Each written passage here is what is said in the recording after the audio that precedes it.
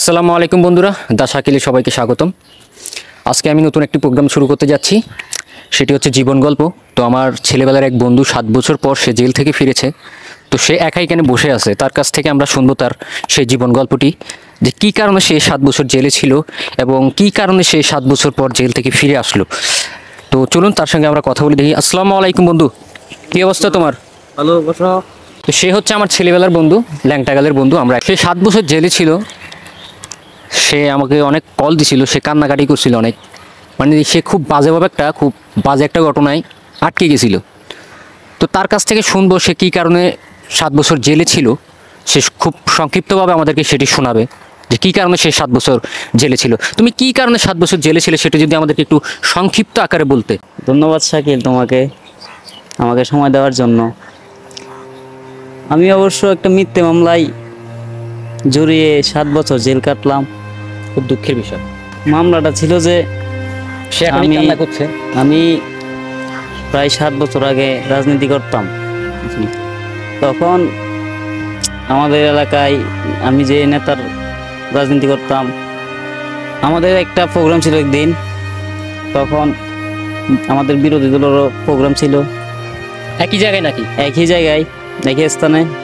মানে পাশাপাশি আপনাদের তো ছিল, মানে ওই আপনাদের দলেরও ছিল, বিপক্ষের দলেরও ছিল, একই জায়গায় একই জায়গায় ছিল। তখন আমি আমার নেতার সাথে কথা বললাম যে এখানে যাব। নেতা বললো যে এখানে বোম মারতে হবে, কিন্তু আমি বললাম আচ্ছা ঠিক আছে, রাজি। তারপরে যখন প্রোগ্রাম হবে তখন ওই স্থানে যাওয়ার পর আমাদের প্রোগ্রাম ছিল এই পাশে, আর বিরোধী দলের মানে প্রোগ্রাম ছিল পাশাপাশি তার পাশেই আর কি, মানে একই জায়গায় একই স্থানে খুব পাশাপাশি। তখন এখানে প্রচুর গন্ডগোল হচ্ছিল।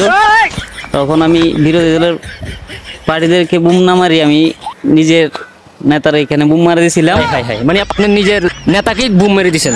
হ্যাঁ হ্যাঁ, ভুলবশত, দুঃখের বিষয়টি আসলে ভুলবশত, এটি আপনি যদি ইচ্ছা করে করেননি, ভুলবশত বুম মেরেছি। তারপর আমার 7 বছর জেল হয়। তারপর জেলে যাওয়ার পর অনেক কষ্ট হয়েছে আমার। তো এই কারণে আপনি 7 বছর জেলে ছিলেন, মানে আপনি ভুলবশত আপনার নিজের টিমকেই বুম মারে দিয়েছেন, এই কারণে আপনি জেলে ছিলেন 7 বছর? হ্যাঁ, এই কারণে ছিলাম।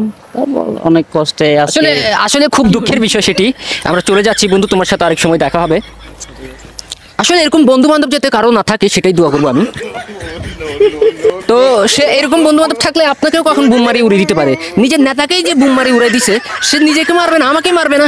ভাই আল্লাহ হাফেজ, তোমার সাথে আর যাতে কখনো দেখা না হয় আমার। আমি চলে যাচ্ছি আমার এলাকায়, আমার আর প্রোগ্রাম করা লাগবে না, প্রোগ্রাম বেশি থাকলে অনেক হবে রে ভাই। চলো চলো, এই ক্যামেরাম্যান ক্যামেরা বন্ধ করো।